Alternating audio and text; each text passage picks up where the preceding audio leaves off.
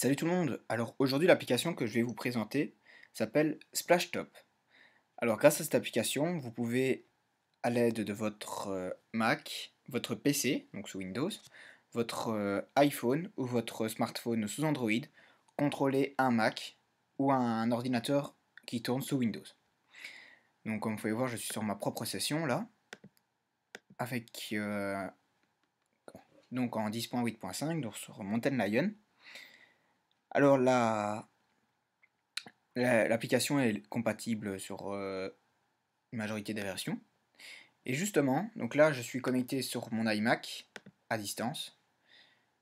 Et comme vous pouvez le voir, donc ici vous avez un petit point, et là le curseur de l'ordinateur va le suivre.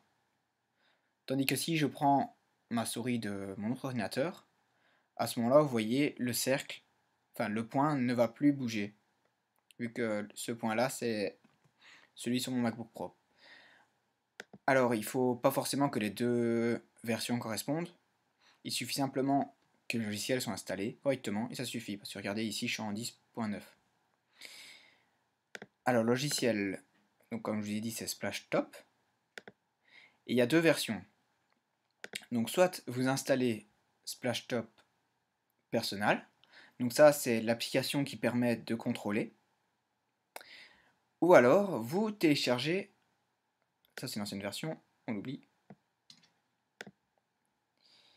Ou alors vous téléchargez Splashtop Streamer. Donc Streamer, c'est le fait que ce poste-là qui sera contrôlé. Donc en fait, comme vous pouvez voir, le logo apparaît ici. Donc j'ai lancé Streamer et non Personal. Alors quand vous allez sur Streamer, donc vous devez créer un compte. Donc moi je me suis créé un compte et tout ce qui va avec. Vous pouvez l'activer au démarrage. En ce qui concerne le son, donc là par exemple je mets de la musique sur mon iMac, je peux choisir que le son sorte de cet ordinateur ou de l'appareil mobile. Donc par exemple je le contrôle avec mon iPhone. Vous pouvez aussi modifier les paramètres de veille. Il y a aussi des paramètres niveau sécurité. Donc pour activer le verrouillage de l'écran, activer l'écran noir. Donc plusieurs procédés. Donc là il vous met donc activer l'écran noir, nécessite l'installation d'un gestionnaire virtuel. Empêche les autres de voir ce que vous faites quand vous contrôlez cet ordinateur à distance. Donc par exemple, là l'iMac, eh ben, il va devenir tout noir. Mais le problème c'est que le gestionnaire virtuel, donc je sais pas si ça fonctionnera correctement sur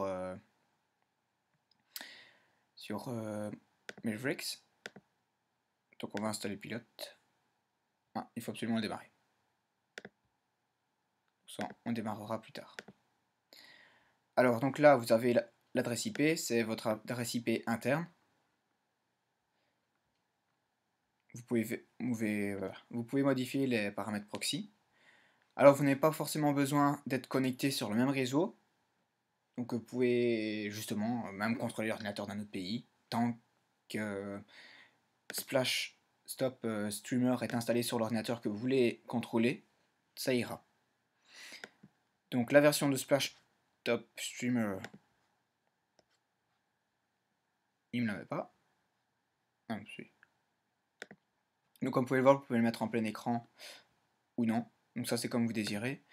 Alors la version c'est la 2.4.0.2, donc je vous mettrai le lien dans la description. Alors on va regarder si là il le prend correctement.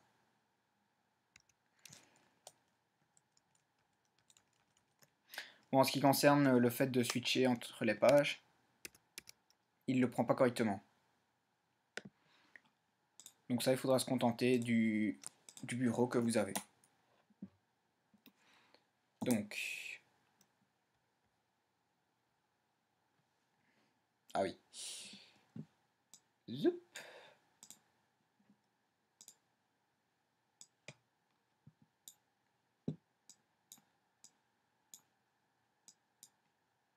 Voilà, on l'a fait apparaître.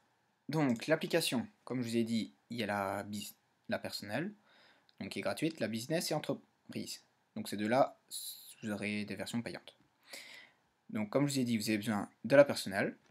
Donc là, vous choisissez le produit, personnel par exemple, et la plateforme. Donc soit pour iPad, iPhone ou iPod, Android, la Kindle, Mac, Windows, Windows RT, Windows Phone ou Linux. Donc ça, c'est à partir de quel appareil vous allez contrôler. Et l'appareil que vous pouvez contrôler, donc toujours personnel. Et donc vous pouvez contrôler soit un ordinateur qui tourne sur Windows, un ordinateur qui tourne sur Mac, ou alors Linux. Donc vraiment les ordinateurs les plus fréquents, parce que je sais bien qu'il y a d'autres OS, mais ces trois-là, c'est les plus fréquents.